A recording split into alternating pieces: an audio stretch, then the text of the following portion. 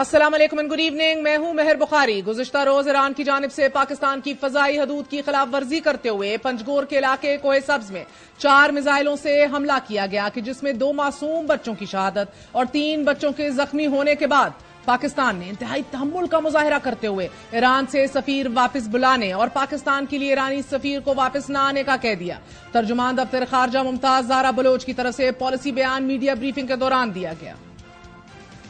Pakistan reserves the right to respond to this illegal act, and the responsibility for the consequences will lie squarely with Iran. We have conveyed this message to the government of Iran. We have also informed them that Pakistan has decided to recall its ambassador from Iran and that the Iranian ambassador to Pakistan, who is currently visiting Iran for the time being. We have also decided to suspend all high-level visits which were ongoing or were planned between Pakistan and Iran in the coming days. جبکہ ایران کی جانب سے اس حوالے سے پہلا موقف سامنے آیا ہے جس میں ایرانی وزیر خارجہ نے ورلڈ اکنامک فورم سے گفتگو کرتے ہوئے کہا ہے کہ پاکستان میں جن اور اب سے کچھ دیر قبل ہائی لیول ڈپلومیٹک رابطہ دونوں وزرائے خارجہ کے مابین بھی ہوا ہے، لیکن اس سے قبل ایرانی وزیر دفاع بریگیڈیئر جنرل محمد رضا کا یہ کہنا ہے کہ ہمارے لیے مشرق اور مغرب معنی نہیں رکھتے، ہم پر ہر اس جگہ کو نشانہ بنانا صحیح ہے کہ جہاں سے ہمیں خطرہ ہوگا۔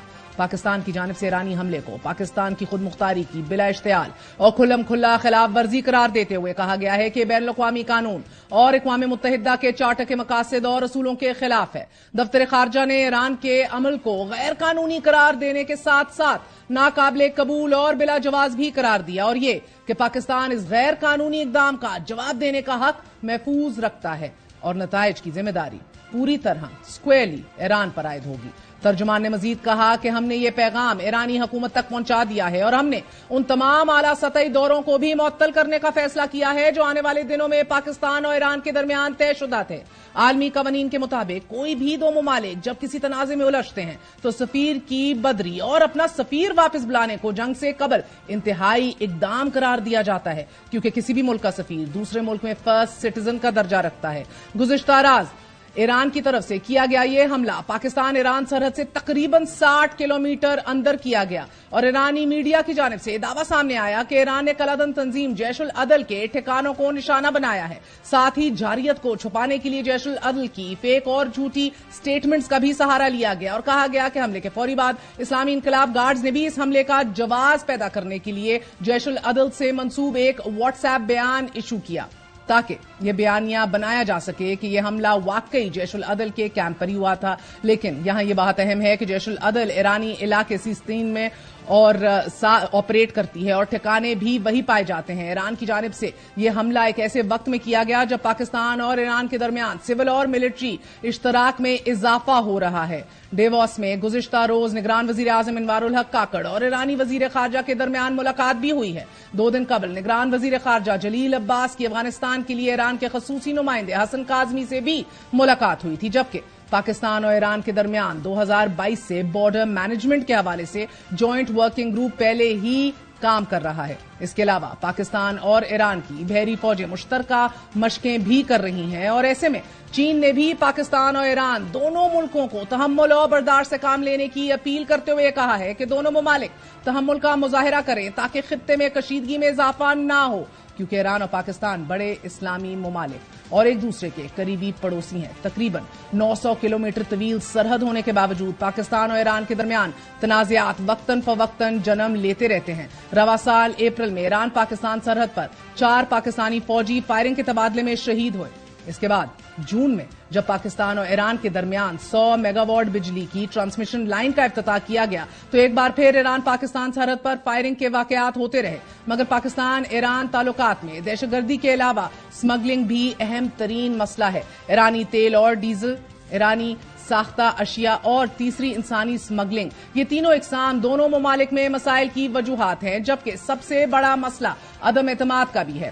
ایران سمجھتا ہے کہ پاکستانی علاقوں میں ایران مخالف تنظیموں کی پناہ گاہیں ہیں، تو پاکستان کا یہ ماننا ہے کہ کہ پاکستان کے پاس متعدد ایسے ثبوت موجود ہیں کہ جن سے یہ ثابت ہوتا ہے کہ ہندوستانی ایجنسی را ایران سے آپریٹ کرتی ہے یا اس کے فٹ پرنٹس بارہا وہاں موجود ہیں. اس حوالے سے پاکستان کلبھوشن یادو، طالبان سربراہ ملا منصور اور بلوچ قوم پرستوں کی پاک ایران سرحد کے قریب پناہگاہوں کا دعویٰ کرتا ہے. ہندوستانی جاسوس کلبھوشن یادو کو مارچ 2016 میں پاکستان ایران سرحدی علاقے سے ہی گرفتار کیا گیا تھا اور اس نے خود اقرار کیا کہ وہ چابہار میں بیٹھ کر آپریٹ کر رہا تھا. I was trying to cross over into Pakistan from the Sarawan border in Iran. On 3rd March 2016, I have been directing various activities in Balochistan and Karachi at the behest of RAW and deteriorating law and order situation in Karachi. Kulbhushan Yadav کی مارچ 2016 میں گرفتاری کے بعد 30 مئی 2016 کو افغان طالبان کے امیر ملا اختر منصور کو اس وقت ایک ڈرون حملے میں نشانہ بنا دیا گیا تھا جب وہ ایران سے پاکستان میں داخل ہو رہے تھے. اس وقت کے وزیر داخلہ چودھری نثار علی خان نے ملا منصور کی ہلاکت کو کنفرم تو نہیں کیا مگر ڈرون حملے کی مذمت ضرور کی. حالانکہ 31 مئی کو وزارت داخلہ کے ترجمان نے ضرور اقرار کیا کہ ملا منصور کو نوشکی کے قریب ڈرون حملے میں نشانہ بنایا گیا ہے. کہا جا سکتا ہے کہ ملا منصور ہی اس میسائل اٹیک کا، اس ڈرون اٹیک کا نشانہ تھے. سائنٹیفک اور قانونی ویریفیکیشن کے بغیر اس کا باقاعدہ اعلان نہیں کر سکتی. اسی طرح گزشتہ مارچ بلوچ علیحدگی پسند تنظیم بلوچ نیشنلسٹ آرمی کے سربراہ گلزار امام شمبے کے حوالے سے وائس آف امریکہ میں یہ دعویٰ سامنے آیا کہ انہیں ایران سے ترکی پہنچنے پر حراست میں لے کر پاکستانی حکام کے حوالے کر دیا گیا تھا. کچھ ماہرین کے مطابق ایران کی جانب سے پاکستان پر کیے گئے میزائل حملے ایران کی طرف سے شمالی شام اور عراق میں داعش کے خلاف کیے گئے میزائل حملوں کا ہی تسلسل ہے. جبکہ کچھ کا یہ ماننا ہے کہ شام میں پاسداران انقلاب کے کمانڈر سید رضا موساوی کی شہادت کے بعد ایران پر بہت زیادہ پریشر، بہت زیادہ دباؤ تھا اور اب یہ حملے بنیادی طور پر اس دباؤ کو کم کرنے کے لیے ہیں. ایران کی طرف سے پاکستان کی طرح عراق اور شام پر بھی میزائل حملے کیے گئے کہ جس کے بعد عراق نے ایران سے بطور احتجاج اپنا سفیر واپس بلا لیا اور گزشتہ روز ایران کے پاسداران انقلاب نے عراق کے علاقے اربیل میں میزائل حملہ کیا کہ جس کے بعد عراقی وزیر خارجہ نے عرب لیگ سے ایرانی حملے کے بعد ایمرجنسی سیشن بلانے کا مطالبہ بھی کیا ہے.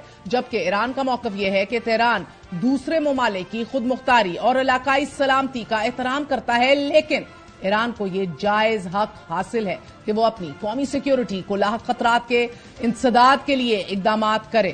ایران کی جانب سے 3 مختلف ممالک پر حملوں کے بعد خدشہ پیدا ہو گیا ہے کہ غزہ میں جاری جنگ مشرق وسطیٰ تک پھیل سکتی ہے جہاں ایران اور امریکہ اپنے اپنے مخالف گروہوں کے خلاف کارروائیاں کر رہے ہیں. پاکستان کی طرف سے ایران کو دیا گیا رسپانس بہت میچور رہا ہے. کیا یہی جواب بنتا ہے؟ کوئی آسان چوائس بدقسمتی سے ابھی پاکستان کے پاس بھی نہیں ہے. پاک ایران تعلقات میں بہتری کی راہ میں حائل سب سے بڑی رکاوٹ دونوں ممالک کی مشترکہ سرحد پر مسلح پرتشدد عناصر کی موجودگی ہے. ان میں منشیات کے اسمگلروں جیسے مجرموں کے ساتھ ساتھ مسلح عسکریت پسند بھی شامل ہیں جو علیحدگی پسند اور انتہا پسند نظریات دونوں سے وابستہ ہیں. پاکستان کے پاس کون کون سی چوائسز موجود ہیں؟ جوابی کارروائی کے نتیجے میں بھارت LOC اور افغانستان پاکستان سرحد کے ساتھ ساتھ تیسرا ہاٹ بارڈر پیدا ہو جائے گا. پاکستان اس کا متحمل بھارہا ہرگز نہیں ہو سکتا لیکن جواب نہ دینے سے ایران کی حوصلہ افزائی ہوگی کہ وہ اپنے کیے دھرے کو رپیٹ کر سکے بلکہ افغانستان، بھارت اور دیگر ممالک کو بھی مستقبل میں پاکستان کو دھمکانے کی ترغیب ملے گی. پاکستان کا اس کا متحمل بھی نہیں ہو سکتا. پھر سعودی یا امریکیوں کے ساتھ مشترکہ رد عمل ایک بڑے علاقائی تنازع کی طرف لے کے جا سکتا ہے. And we have very real sectarian fault lines. Pakistan اس کا متحمل بھی نہیں ہو سکتا. پاکستان اور ایران کے درمیان کشیدگی میں اضافے سے ملک کے اندر اور سرحد پار شیعہ سنی تقسیم پیدا ہونے کا امکان ہے کہ جس سے دہشت گرد گروہ فائدہ اٹھا سکتے ہیں. The fault lines, the sectarian fault lines, اس سے اقلیتی گروہوں کے خلاف دہشت گردانہ حملوں اور انتقامی کارروائیوں میں مزید اضافہ ہوگا. پاکستان ہرگز اس کا متحمل بھی نہیں ہو سکتا اور نہ ہی اس کو آپٹ کرے گا. جب کوئی آسان چوائس نہیں تو پاکستان کا جواب کیا ہونا چاہیے؟ اسی حوالے سے بات کرنے کے لیے ہمارے ساتھ موجود ہیں چیئرمین ڈیفنس کمیٹی سینیٹ. آپ فورن افیئرز کے بھی چیئرمین رہ چکے ہیں. بہت بہت شکریہ سینیٹر مشاہد حسین سید صاحب. فرمائیے گا کہ ہمارا جو ابھی تک رسپانس رہا ہے وہ اپروپریٹ رہا ہے؟ میرے خیال میں بالکل معقول رہا ہے کیونکہ ہمارا رسپانس میچور ہونا چاہیے، میجرڈ ہونا چاہیے اور محتاط ہونا چاہیے کیونکہ جو اس وقت صورتحال اتنی خراب ہے ایک خطے میں کہ اگر اور کشیدہ کیا جائے تو ٹھیک نہیں ہوگا. جیسے آپ نے بھی فرمایا کہ ہمارے جو درینا دوست ہیں, سب کے دوست ہیں چائنا, انہوں نے بھی کہا کہ all side should show restraint and avoid escalation. تو یہ جو اس وقت رسپانس ہے ٹھیک کیا, ہم نے جو جہاں تک ہمیں جانا چاہیے تھا وہ ہم چلے گئے ہیں, پیغام پہنچا دیا ہے کہ یہ ان ایکسیپٹیبل ہے, اس کو نہیں ہم برداشت کرتے, اور اس لیے فی الحال معطل ہو رہے ہیں ہماری گفتگو سیاسی طور پر. لیکن امید رکھتے ہیں کہ ایران غلطی کی تلافی کرے گا, معذرت بھی کرے گا, اور آگے گفتگو بڑھے گی آن دا سبسٹینٹیو ایشوز. معذرت ضروری ہے, معذرت آنی چاہیے, کیونکہ یہ بلا جواز تھا اس قسم کا حملہ. اگر امریکہ ایران پر یہ کر دے یا اسرائیل کر دے, ہاؤ وڈ دے فیل؟ یہ تو پھر مائٹ از رائٹ والی بات ہوگی. بڑی it's a very there is no easy solutions here unfortunately. آپ دیکھ رہے ہیں کہ آپ فوراً جواب دیں تو you are opening a third border. ہاں بالکل, تھری فرنٹ سچویشن آپ دیکھ لیں گے, وچ از انتہائی خطرناک سچویشن ہے ہمارے لیے. اور ویسے بھی میرے خیال میں ان کو بھی پتا ہے کہ ذرا پاکستان کی اندرونی ونریبلٹیز بھی اس وقت ہیں. سر اس سے زیادہ خطرناک مشاہد صاحب ہماری fault line, sectarian fault lines بھی اتنی سخت موجود ہے unfortunately that you need to tread very carefully. مگر اگر ہم نہ جواب دیں اور وہ معافی نہ مانگیں تو then you know that sends very bad optics and messaging to the rest of including India and the rest of the world. لیکن جواب تو ہم نے دے دیا. ایک بات ہے کہ انڈیا اور ایران میں فرق ہے. انڈیا تو آپ کا یہ سفارتی جواب آپ کے لیے ہی کافی ہے, فوجی محاذ پہ آپ کچھ نہیں دیکھنا چاہتے. ہاں ابھی فی الحال میں سمجھتا ہوں کہ ضرورت نہیں ہے اس کی, لیکن اگر معافی نہ آئی نہیں, میرے خیال میں ایرانیوں کو بھی سمجھ آ جائے گی کہ وہ اس خطے میں تنہا رہ گئے, کیونکہ صرف پاکستان پر حملہ نہیں کیا انہوں نے, عراق پر کیا ہے, سیریا پر کیا ہے, اور اس وقت کیا ہے جب وہ بیچارے فلسطینی جنگ لڑ رہے ہیں اپنی آزادی کی اسرائیل کے خلاف. اس حملے سے تو صرف اسرائیل خوش ہوگا. ایران کے تو بڑے پراکسی فرنٹس ابھی کھلے ہوئے ہیں as we speak right now, and مزید مجھے تو اس کی منطق کی سمجھ نہیں آئی کہ کیوں پاکستان پر یہ کیا, جب ہمارے تعلقات بہتر ہو رہے تھے, ہم ان کی ہیلپ بھی کرتے ہیں, اور اس وقت یہ تھا کہ توپوں کے رخ اسرائیل کی طرف فوکس کریں بنسبت کے مسلمان ممالک کے خلاف اب شروع ہو گئے, Iraq, Syria, Pakistan. Absolutely, and ہم نے یہ بھی اوائڈ کرنا ہے کہ ایک گریٹر وار کے اندر ہم سکن نہ ہو جائیں, مڈل ایسٹ کانفلکٹ کے اندر سکن نہ ہو جائیں. بٹ دیٹ بینگ سیڈ, اگر آپ جواب نہیں دیتے, you send out a very weak messaging. آپ نے دیکھا ہم نے نیٹو سپلائی لائنز بھی ماضی میں بند رکھی to give a very very you know open direct message امریکہ کو. 26 لوگ ہمارے شہید کر دیے تھے. بالکل, بھارت کا آپ نے دیکھا اٹیک کا رد عمل آیا, جہاز پکڑ لیا ہم نے, you know, so we have been giving. لیکن جس قسم کا جو اٹیک ہوا ہے اس کے پروپورشنٹ رسپانس ہوا ہے میرے خیال میں. یہ سلالہ نہیں ہے, یہ پلوامہ نہیں ہے. ہاں نہیں ہے, مگر اس اٹیک کا یہ پروپورشنٹ رسپانس ہے. پاکستان ایران تاریخ میں یہ کبھی نہیں ہوا اتنا سخت سیاسی اور سفارتی رد عمل کہ ہم نے ان کے سفیر کو کہہ دیا you go home, you are no longer welcome. اپنے سفیر کو ریکال کر دیا, اور اتنا اسٹرانگ ہوا. ایک قسم کا سسپینشن ہی ہے نا ڈپلومیٹک کانٹیکٹ میں at the level of ambassador. تو وہ بھی جو ہماری تاریخ ہے ایران کے ساتھ اچھے تعلقات کی, ہمسایہ والے تعلقات کی, اس کی تاریخ میں میرے خیال میں پچھلے کئی فرسٹ ٹائم ایسا ہوا ہے. مگر دا پرابلم ناؤ از کہ اف یو ڈو اور ڈونٹ, آپ کہہ رہے ہیں کہ یہ مناسب ہے, جتنا کر دیا مناسب ہے, اب سفارتی لیول کے اوپر اس کو پرسو کیا جائے ود اور وداؤٹ این اپالوجی. اور are you adamant on an apology you think? میرے خیال میں معذرت تو ایرانیوں کو خود کرنی چاہیے, کیونکہ جس طرح انہوں نے پاکستان کے سر, ان کے ڈیفنس منسٹر نے ابھی کہا ہے کہ ہمارا حق ہے, ہم کوئی معنی نہیں رکھتا مغرب یا مشرق, ہمیں جدھر خطرہ محسوس ہوگا ہم اٹیک کریں گے.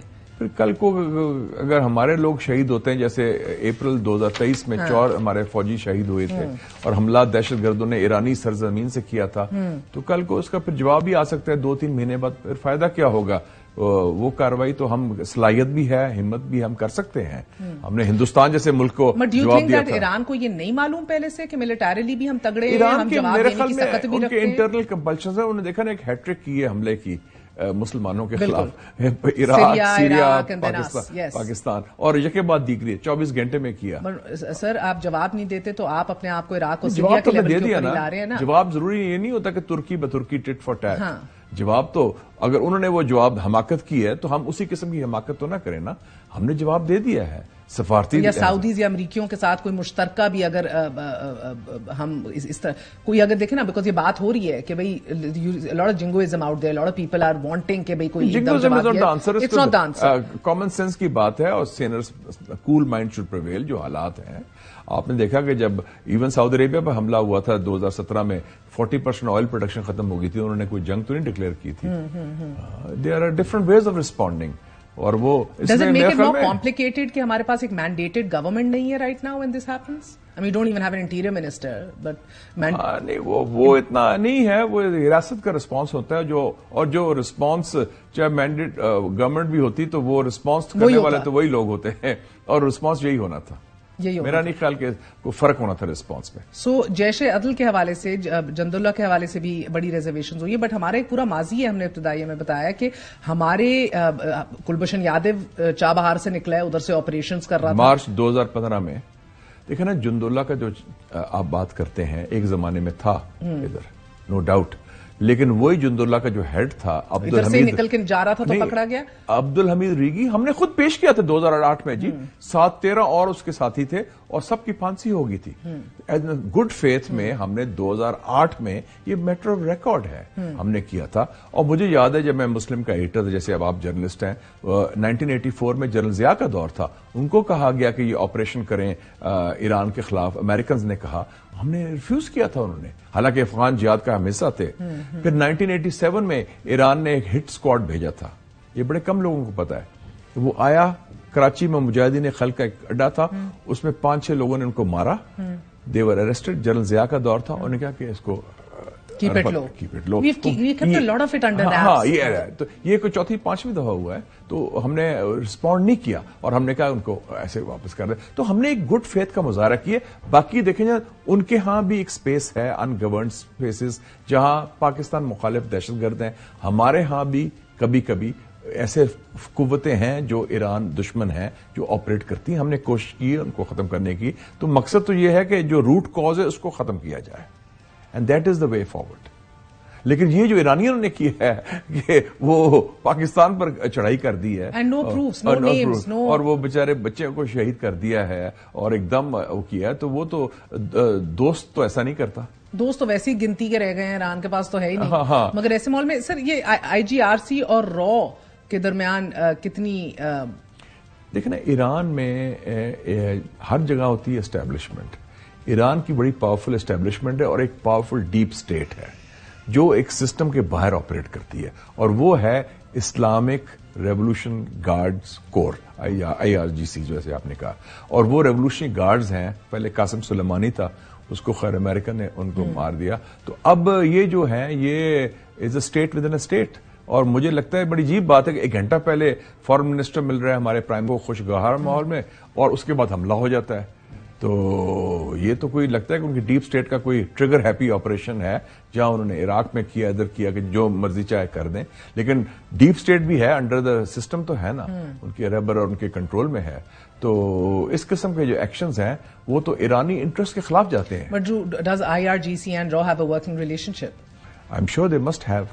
لیکن یہ ہمارے اس حوالے سے خدشات بھی بڑے رہے ہیں. وہ لیکن را کا ہوتا کہ اگر اسپیسیفک پاکستان ہوتا, انہوں نے عراق بھی شامل کیا ہے, سیریا بھی شامل کیا ہے, پاکستان بھی شامل کیا ہے. اور میرے خیال میں جو اندرونی خلفشار ہے ایران میں, اس کو ڈائیورٹ کرنی ہے ٹینشن, اور ایک لارجر میسج اس کانسیپٹ میں ان کو جو باہر کا پریشر آ رہا ہے غزہ کی جنگ کے دوران, خاص کر اسرائیل اور امریکہ سے, اس کے حوالے سے بھی وہ ایک میسجنگ میں لارجر کرنا چاہتے ہیں.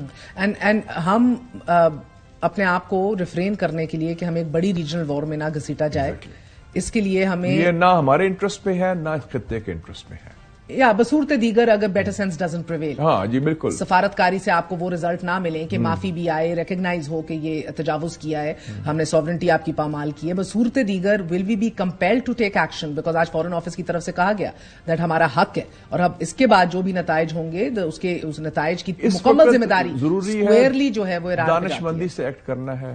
اس وقت ایسکلیشن ہمارے انٹرسٹ پہ نہیں ہے, اس وقت حالات کا بگڑنا ہمارے انٹرسٹ پہ نہیں ہے. ہر لحاظ سے پاکستان کو یہ سوٹ نہیں کرتا.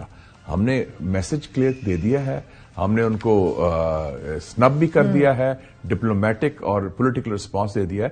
تو ضروری نہیں کہ ہر حماقت کا جواب ایک اور حماقت سے کیا جائے. حماقت کا جواب ایک دلیل کے ساتھ بھی ہو سکتا ہے, منطق کے ساتھ بھی ہو سکتا ہے. نہیں, مگر نہ جواز ہے نہ معافی ہے, مگر وہ آئے تو پھر آپ پروسیڈ کریں نا. تو وہ ایرانیوں کو بھی سمجھ آ جائے گی, کیونکہ ایک دم جو یہ دھچکا لگا ہے پاک ایران تعلقات کو, یہ تو بڑی دیر لگے گی اس کو ٹھیک کرنے میں. اور ایران خود آئسولیٹ ہو گیا. اب عراق جو ہے ان کا اتنا حلیف تھا, انہوں نے کیا کہا ہے, انہوں نے ایمبیسڈر وڈرا کیا جیسے ہم نے کیا ہے. انہوں نے یہ بھی کہا ہے کہ ہم UN سیکیورٹی کاؤنسل آپ کا کیس لے جائیں گے, اور ان کے سخت احتجاج ہوا ہے. تو آپ دیکھیں کہ عراق کے ایشو پر جو ان کا ہمسایہ ہے, تو ایک ہمسایہ عراق, ایک ہمسایہ پاکستان, دونوں سے آپ کی لڑائی ہے. اور سیریا بھی تو مسلمان ملک ہے. تو یہ تو بڑی حماقت اور بے وقوفی کی. اچھا, دلچسپ بات یہ کہ چیف آف آرمی اسٹاف جب DG ISI بھی تھے تب بھی وہ دورے پہ گئے تھے ایران, تب کے وزیر اعظم کے ساتھ. تب بھی بائی لیٹرل میٹنگ کے اندر بارڈر مینجمنٹ پہ بات ہوئی تھی, اور یہ تمام تر جو انتظامات ہیں ان کو ایک عملی جامہ پہنایا گیا تھا. بلکہ وہ تو بڑے خوش تھے, وہ کہتے ہیں جنرل عاصم سے ہمارا بڑے اچھے تعلقات ہیں, کیونکہ یہ DG ISI بھی تھے اور DG MI بھی, اور ہمارے ان سے روابط رہے ہیں. اور پھر یہ چیف آف آرمی اسٹاف بھی گئے. بڑا انیشل دورہ انہوں نے کیا ایران کا, وچ از ویری گڈ, اور وہ کیا بڑا اچھا دورہ تھا. So high level intelligence cooperation and high level diplomacy آپ کی وزارت خارجہ کی سطح کے اوپر, انٹیلیجنس اور ملٹری کے حوالے سے ایران نے اس آپشن کو کیوں نہیں اویل کیا کہ یہ ہمارے پاس انٹیلیجنس ہے, this is way we think the target is, when we been talking about it. 2022 سے آپ کا بارڈر مینجمنٹ بھی کام کر رہا ہے, ہائی لیول انٹیلیجنس شیئرنگ کی بات ہو چکی ہے. اور سب سے بڑی بات ایک اور بڑی امپورٹنٹ ہے کہ فروری 2013 میں پاکستان ایران سیکیورٹی معاہدہ ہوا تھا جو ہم نے سائن کیا تھا, پیپلز پارٹی کا دور تھا اس زمانے میں. اور اس میں ایک شک ہے, میں پڑھ رہا تھا آج بھی اس کو, کہ دہشت گردی جو ایک مشترکہ ایک خطرہ ہے دونوں ممالک کے لیے, اس میں اگر کوئی ہوگا تو ہم سائملٹینیسلی آپریشنز کریں گے, joint operation. Why did they not then? ہاں, تو وہ انہوں نے اسی ایگریمنٹ جو انہوں نے سائن کیا تھا اس کی بھی خلاف ورزی کی, نہ صرف پاکستان کی سالمیت کی, نہ صرف UN چارٹر کی, نہ صرف بین الاقوامی قوانین کی, نہ صرف اس ایگریمنٹ کو جس کو خود انہوں نے دستخط کیے ہیں اس کی خلاف ورزی کر دی. تو پھر کیا رہ گیا؟ سو اس لیے ایک اعتماد کا فقدان آ گیا, کریڈیبلٹی گیپ آ گیا. اور اس کریڈیبلٹی گیپ کو ختم کرنے کے لیے ہم مزید اب کیا کر سکتے ہیں sir? Because as you said there is a state within a state over there. ہم نے تو کر دیا, اب the ball is in the court of Iran. اور میرے خیال میں جو کئی کنٹریز اور بھی اس میں پڑیں گی, میں سمجھتا ہوں چائنا ول پلے اے رول, کچھ اور ممالک ہیں وہ بھی رول پلے کر سکتے ہیں ایران کے ساتھ, کہ جناب بیٹر سینس شوڈ پریویل. آپ لوگ کر کے رہے ہیں, یہ تو آپ بالکل ہی ڈیڈ اینڈ میں لے جا رہے ہیں تعلقات کو. آپ کے ویسے ہی اتنے دباؤ ہیں, ویسے ہی اتنی مشکلات ہیں, تو اب اپنے مشکلات میں اضافہ کر رہے ہیں, بلکہ اپنے آپ کو تنہا کر دیا ہے ایران نے اس کارروائی کے بعد. سر میں یہ خبر دیکھ رہی ہوں, ایرانین کرنل حسین علی جو ہیں آف دا سراوان کور, ادھر ان کو اٹیک کیا گیا. He has just been killed by arm men in Saravan Sistan. آپ نے دیکھا ہوگا پہلے بھی یہیں سراوان کے اندر ہی پہلے بھی اٹیک ہوا تھا, پولیس کے اہلکار جو ہے مارے گئے تھے, اور تب بھی انہی کے اہلکاروں کی طرف سے کہا گیا تھا that these are people operating from Pakistan.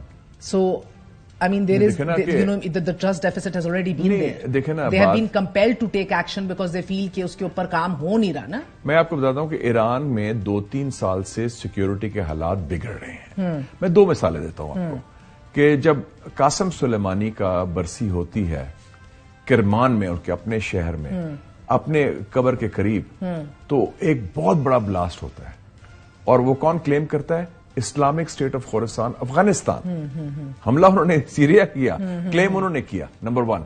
اور اس سے 100 لوگ اس میں مارے گئے تھے, اور یہ بڑی ایمبیرسمنٹ. اس سے پہلے آپ کو پتہ ہی ہے, Mohsen Fakhrizadeh, the father of the Iranian nuclear program, اپنی بیگم کے ساتھ جا رہا تھا گاؤں کی طرف, تہران کے باہر ان کو اٹیک کیا, چاہے اسرائیلی انٹیلیجنس نے کیا یا امریکہ نے کیا. تو اس کا مطلب ہے کہ آپ کے اندر دیر آر سیکورٹی ایشوز کا پاکستان سے تعلق نہیں ہے, وہ آپ کی اپنی فیلئر ہے, بریچ آف سیکورٹی, اور آپ کی اپنی جو علاقائی دشمنیاں ہیں اس میں لوگ لے رہے ہیں. تو وہ آپ دیکھیں کہ انہوں نے اسرائیل پر تو نہیں حملہ کیا تھا نا.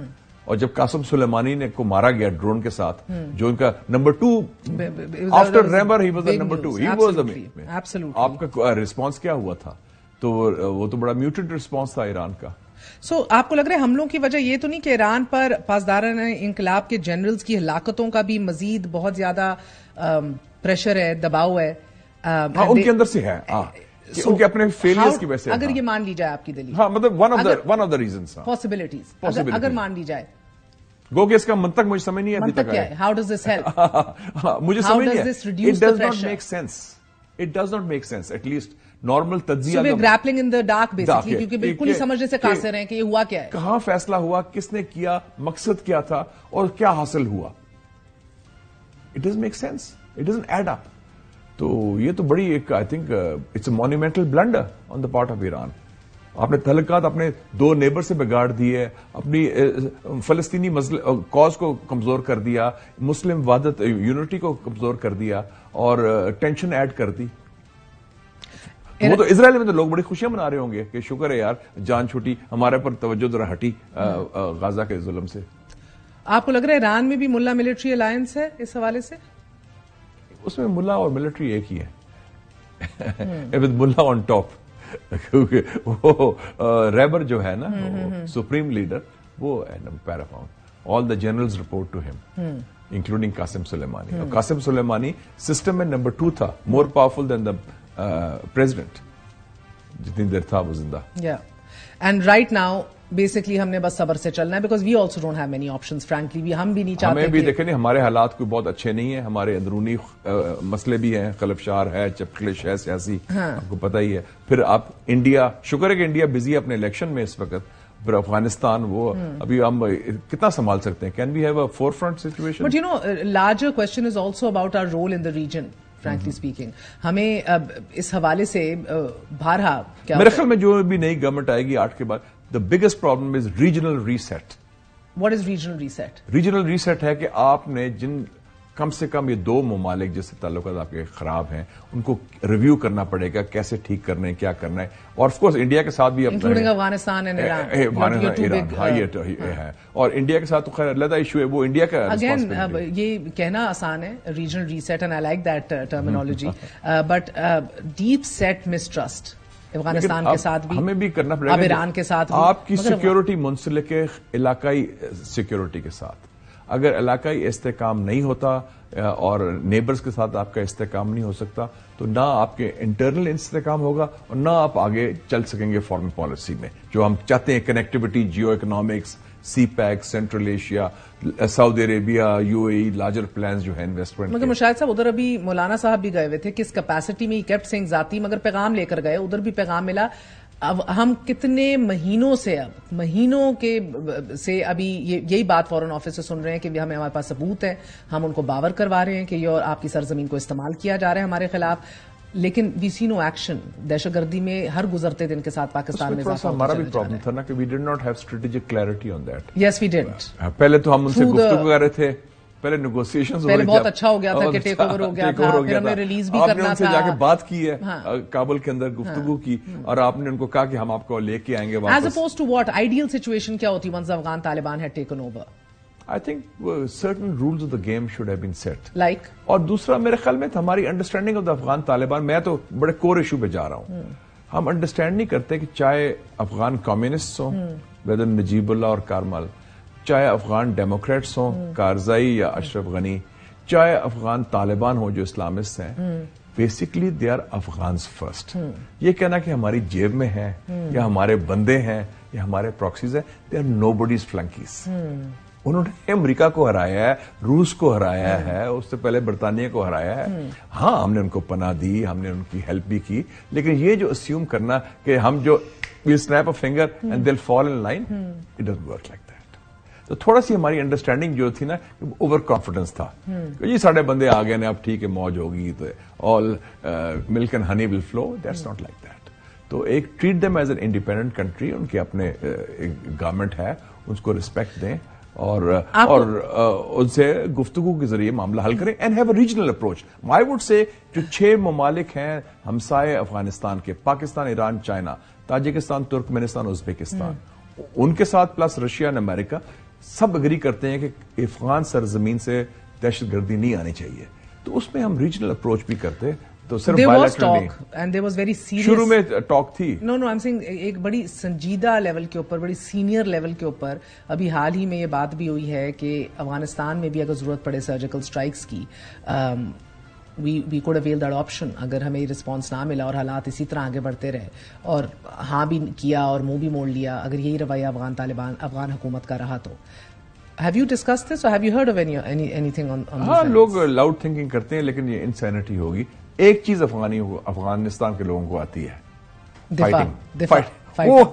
And they are prepared to fight for a long time. ان کا ہے they are poor but very proud, لڑنا ان کو آتا ہے.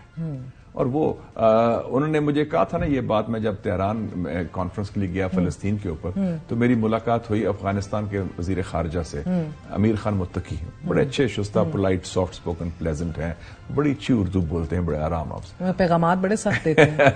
انہوں نے کہا, میری ان سے کھانے پر گپ شپ ہو رہی تھی, ہم کھا رہے تھے ایرانی وہ نا چلا بیرا, تو اس نے کہا کہ دیکھیں جی بات یہ ہے کہ ہمیں ایران جو افغانستان کے لوگ ہیں وہ اگر دھمکی دیں یا دباؤ ڈالیں تو اس کا رد عمل ہوتا ہے, جیسے کہ روس کو بھی معلوم ہے, امریکہ کو بھی معلوم ہے. اور اس نے مذاق سے کہا کہ وہ ہمارے ہاں کہاوت ہے, اس نے کہا کہ اگر کسی افغان کو کہنا کہ ہم آپ کو زبردستی جنت بھیج رہے ہیں, وہ اس کی بھی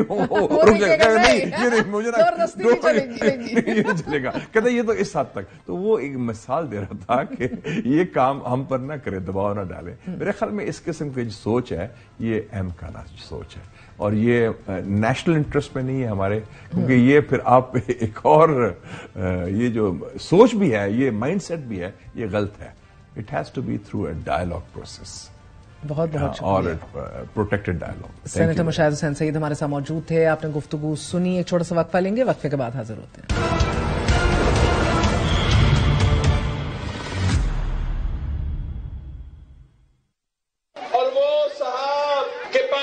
منصور ہے, نہ نظریہ ہے, نہ عوام سے ووٹ مانگ رہا ہے. وہ ووٹ بھی کہتا ہے کسی اور کو کہ آپ سا بندوبست کرے. ہم عوام کی طاقت میں یقین رکھتے ہیں اور وہ سازشوں کی طاقت میں یقین رکھتے ہیں. اس کا راستہ روکیں گے, اس کو چوتھی بار وزیر اعظم نہیں بننے دیں گے. جو آج سوچ ہے جماعت کی, وہ سوچ اقتدار کی سوچ ہے, لیکن آج تھوڑی سوچ اس سے بدلنی پڑے گی. جو اقتدار برائے اقتدار والی سیاست ہے وہ آج نہیں چلے گی. ووٹ کو عزت دو کا بیانیہ تو ہاتھ سے پھسل گیا تھا نا, جب آپ نے جنرل باجوہ صاحب کو ایکسٹینشن دے دی تھی. پارٹی میں کچھ ایسے بھی ایلیمنٹ ہے جو ان کے فیصلے اس کو تبدیل کرنے پر قدرت رکھتے ہیں. ان کی فیصلہ سازی میں اور بھی کچھ عوامل ہیں اور کچھ اور عناصر بھی جو ہیں وہ بھی آ گئے ہیں. اب مسلم لیگ کا نون کا ایک نیا ایڈیشن آ گیا ہے, تو وہ ہو سکتا ہے نیا ایڈیشن جو ہے اس کے لوگ ہوں. ہمارے ساتھ موجود ہیں مسلم لیگ نون کے سینئر رہنما اور نظریاتی کارکن میاں جاوید لطیف صاحب. جاوید لطیف صاحب, بہت بہت شکریہ ساتھ دینے کا. میاں نواز شریف پر سازش کے ذریعے اقتدار میں آنے کا الزام تقویت پکڑنے لگ گیا ہے. تحریک انصاف کے بعد اب پاکستان پیپلز پارٹی بھی میاں صاحب کو یہی الزام دے رہی ہے کہ وہ عوام کی طاقت کی بجائے سازشوں کی طاقت کے ذریعے اقتدار میں آنا چاہتے ہیں. مہر, مجھے آپ کا بڑا احترام ہے, مگر مجھے افسوس ہے اس سوال پہ کہ مجھے تو سازش کے تحت ہٹایا ضرور جاتا ہے, سازش کے تحت لایا نہیں جاتا. اور اگر کوئی سازش کر رہا ہے تو اس کا نام بتا دیں. دوسری بات یہ ہے کہ جو لوگ بات کرتے ہیں لیول پلینگ فیلڈ کی, میرے لیے تو ابھی فیلڈ ہے, لیول تو مجھے ملا ہی نہیں. میرے لیے تو فیلڈ کے لیے ایک قدم اٹھا ہے تو اس کو کہنا شروع کر دیا ہے کہ یہ سازش کے تحت ہوا ہے. مجھے یہ بتائیں کہ آج جو استعفے ججز کے آ رہے ہیں, کو بھی جیل میں ڈال دیں, زرداری صاحب کو بھی ڈال دیتے ہیں. نہیں مہر, آپ کا خیال ہو سکتا ہے مگر میری خواہش نہیں ہے. میں یہ کہتا ہوں کہ اگر 9-10 مئی کو کوئی جرم کسی نے نہیں کیا تو اس کو بھی باہر آنا چاہیے, اس کو بھی جیل میں نہیں رہنا چاہیے. کیا مجھے بتا دیں کہ ریاستی اداروں پہ حملہ کرنا جرم نہیں ہے پاکستان میں, تو پھر پاکستان کے قانون کو بدل لیں. پھر آپ یہ بتا دیں کہ ریاست کے اداروں پہ حملہ کرنے والا ہیرو ہوتا ہے, ریاست پہ حملہ کرنے والا مقبول ہوتا ہے. اور پھر مجھے یہ سوال پھر کرنا پڑے گا کہ کیا وہ مقبول شخص ریاست کے اوپر حملہ کرنے والا, معیشت کو برباد کرنے والا, اخلاقی قدروں کو برباد کرنے والا, ہماری روایات, سنہری روایات کو ختم کرنے والا, کیا آج مقبول ہے؟ تو کیا پاکستانی قوم کی اکثریت یہ چاہتی ہے کہ پاکستان کے اداروں پہ حملے اور اخلاقی قدریں تباہ کے رہ جائیں. نہیں ایسا. یہ سوشل جب میڈیا بلاول پہ کہتے ہیں کہ کیمپین راستہ روکیں گے, بات چوتھی بار وزیر اعظم نہیں بننے دیں گے, اور وہ بھی سازش کا حصہ کرتے ہیں, تو ایک طرف اگر آپ کی دلیل مان بھی جائے کہ پی ٹی آئی تو اپنا کیا دھرا بھگت رہی ہے 9-10 میں کا, لیکن بلاول بھٹو زرداری کا بھی کہنا کہ آپ اسی پلان کے تحت آئیں, کیونکہ پاکستان تحریک انصاف میاں صاحب کی وطن واپسی سے آج تک مسلسل یہ الزام لگا رہی ہے کہ آپ لنڈن پلان کے ذریعے پی ٹی آئی کی حکومت کو گھر بھی بھیجا اور میاں صاحب کی وطن واپسی کی تمام راہیں, تمام رکاوٹیں دور کی گئی. اب ایگزیکٹلی یہی بات جب پیپلز پارٹی کر رہی ہے, اسی لنڈن پلان کا نام نہیں دے رہی مگر اسی پلان کا ذکر کرتے ہو. مہر بات یہ ہے کہ اگر تو آپ بات کریں گی اپنی, تو میں آپ کو جواب ضرور دوں گا کہ یہ کون سا پلان ہے, اور اگر آپ بلاول صاحب کو کوٹ کر کے یہ بات کہیں گی کہ ہمارے لیے راستے کھول دیے گئے, تو میں اس کو سنجیدہ اس لیے نہیں لوں گا کہ جب تک زرداری صاحب اس کو سنجیدہ نہیں لیں گے, پاکستانی قوم ان کو سنجیدہ نہیں لیتی. مگر آپ کو نہیں لگتا کہ آپ کی سیاسی ساکھ کو شدید دھچکا لگ رہا ہے؟ جی کیا کہہ رہے ہیں؟ آپ کو نہیں لگ رہا کہ آپ کی ساکھ کو شدید جھٹکا لگ رہا ہے, دھچکا لگ رہا ہے؟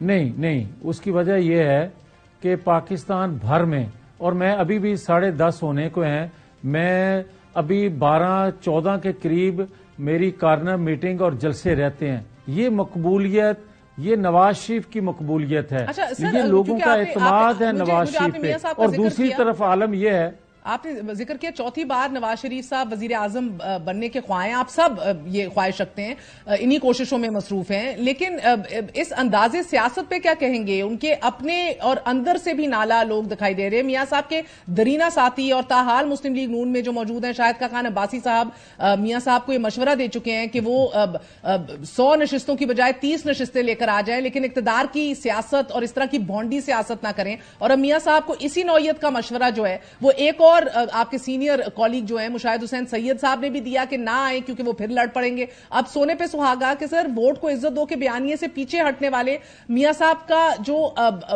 ابھی اپنا طرز سیاست ہے وہ بدلا کیوں لگ رہا ہے؟ آج آپ نے دیکھا کہ آپ کے اپنے ایک سینئر کالیگ سامنے آ گئے, آصف کرمانی صاحب, وہ یہ کہہ رہے ہیں کیونکہ ایک نیا ایڈیشن ہے آپ کی جماعت میں جو میاں صاحب جن کی باتیں اب سننے لگ گئے ہیں. جو آپ کہتے ہیں کہ بیانیہ, ہمارا ووٹ کو عزت دو کا بیانیہ اسی طرح ہے. ہمارا اپنی جو بیانیہ تھا, ہماری ترجیحات, بیانیہ ترجیحات ہیں, ترجیحات ہماری اسی طرح ہیں کہ آپ آئین قانون کی بالادستی پہ بلیو کرنے والے لوگ ہیں ہم.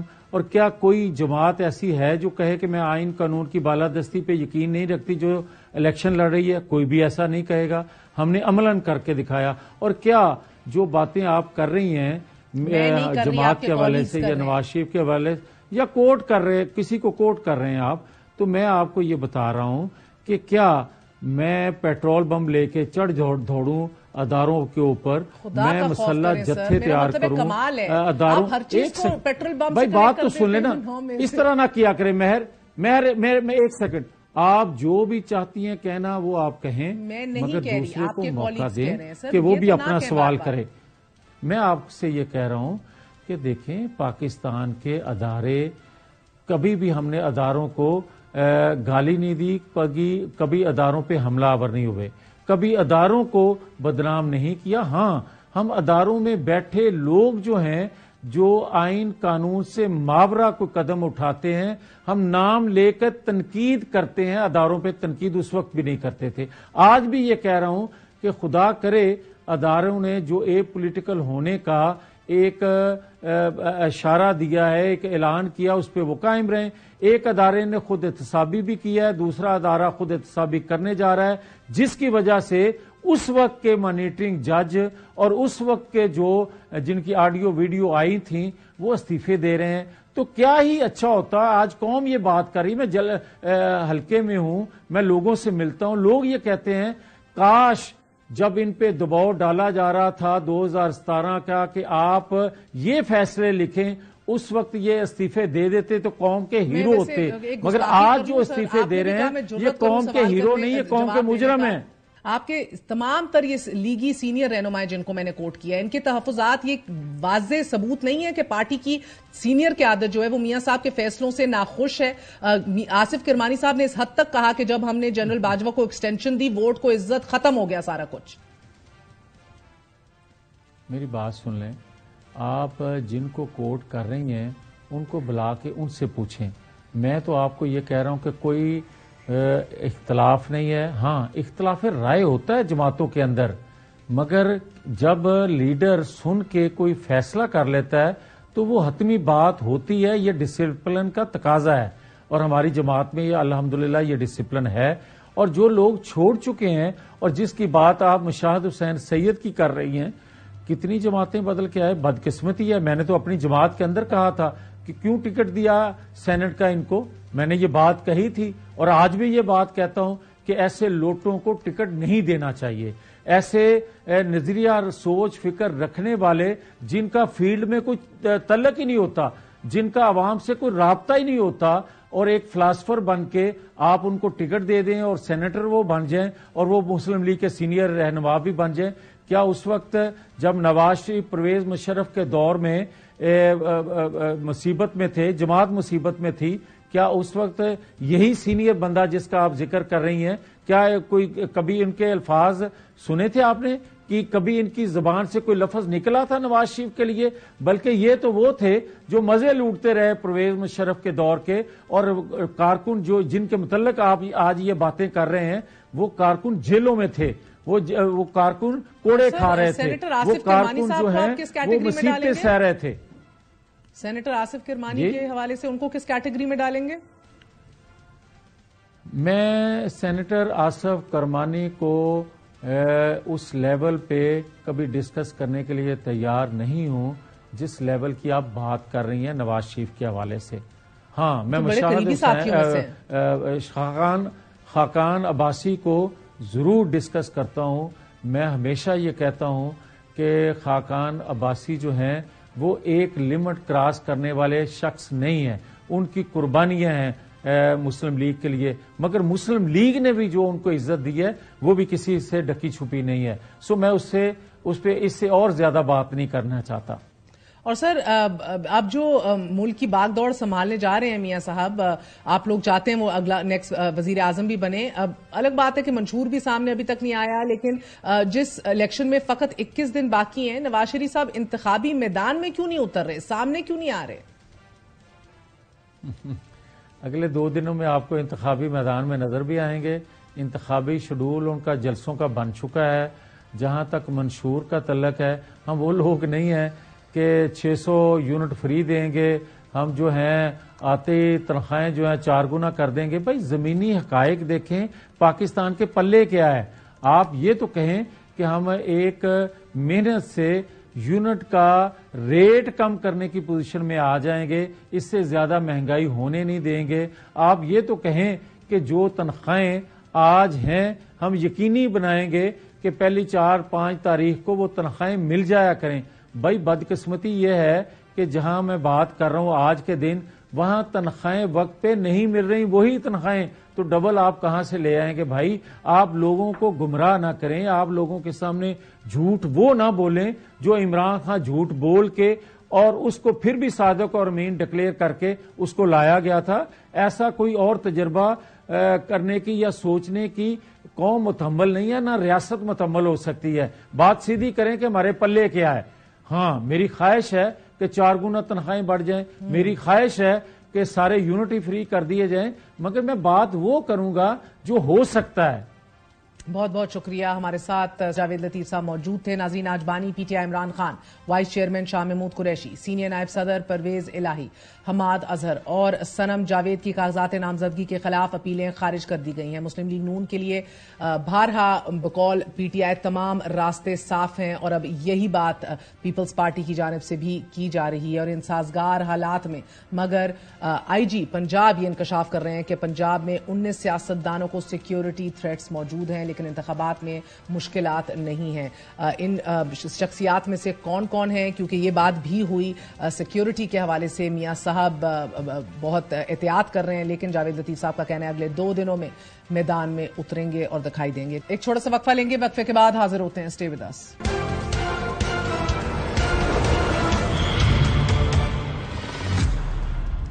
ایک جانب الیکشن کیمپین شروع ہوئی ہے اور دہشت گرد کارروائیوں میں اضافہ بھی ہو رہا ہے, تو دوسری طرف ہفتے کو تحریک انصاف سے بلے کا نشان واپس لیے جانے کے بعد سے اب تک پاکستان اسٹاک ایکسچینج میں تیسرے دن بھی مندی چل رہی ہے. مارکیٹ میں سرمایہ کاروں کا اعتماد کم ہو رہا ہے, تو نگران حکومت نے عوام کا اعتماد حاصل کرنے کے لیے پیٹرول کی قیمت میں 8 روپے کمی کر دی ہے, مگر ساتھ ہی نیپرا کو درخواست کر دی گئی ہے کہ بجلی کی فی یونٹ قیمت میں 5 روپے 62 پیسے اضافہ کیا جائے, یعنی کہ صارفین پر 49 ارب روپے کا بوجھ. یہی نہیں, حکومت نے 1 جولائی سے 8 دسمبر کے دوران بینکوں سے 3.5 کھرب قرض لیا ہے, کہ جو گزشتہ سال کے اسی عرصے کے دوران لیے گئے قرض سے 7% زیادہ ہے. اسی طرح مہنگی ترین بجلی اور گیس بیچنے کے باوجود پاکستان کے گردشی قرضے میں لگاتار اضافہ ہوتا چلا جا رہا ہے.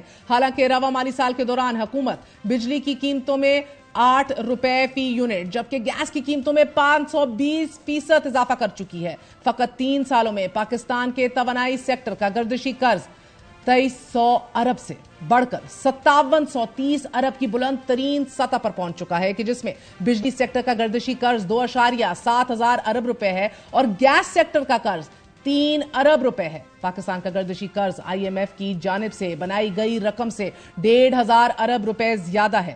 5730 ارب روپے کی یہ رقم پاکستان کے دفاعی بجٹ کے 3 گنا جبکہ ترقیاتی بجٹ کے 2 گنا سے بھی زیادہ ہے.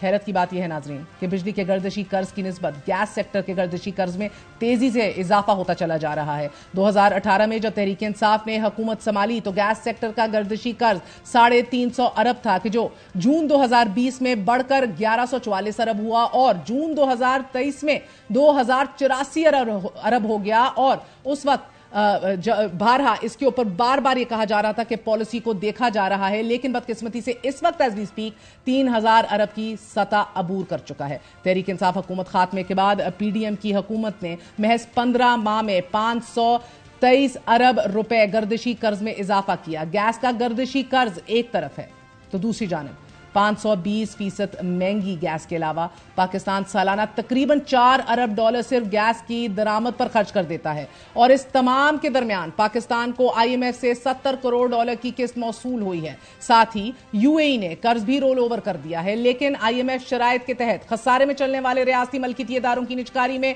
کوئی خاطر خواہ کامیابی حاصل نہیں, بلکہ حکومت PIA کی نجکاری شیڈیول پورا کرنے میں ناکام نظر آ رہی ہے. ڈیڈ لائن کے تحت PIA کو 2 حصوں میں تقسیم کرنا تھا, کہ جس میں کامیابی بارہا ابھی تک نہیں ہوئی. Our institutions are bleeding. Elections کا دورہ ہے. یہی وقت ہے آپ کے پاس اپنے نمائندوں سے سوال لازمی کیجیے گا کہ ناقص پالیسیاں وہ بنائیں اور مہنگی گیس اور بجلی عوام بھگتیں. آج کے لیے اتنا ہی. گڈ نائٹ, اللہ حافظ.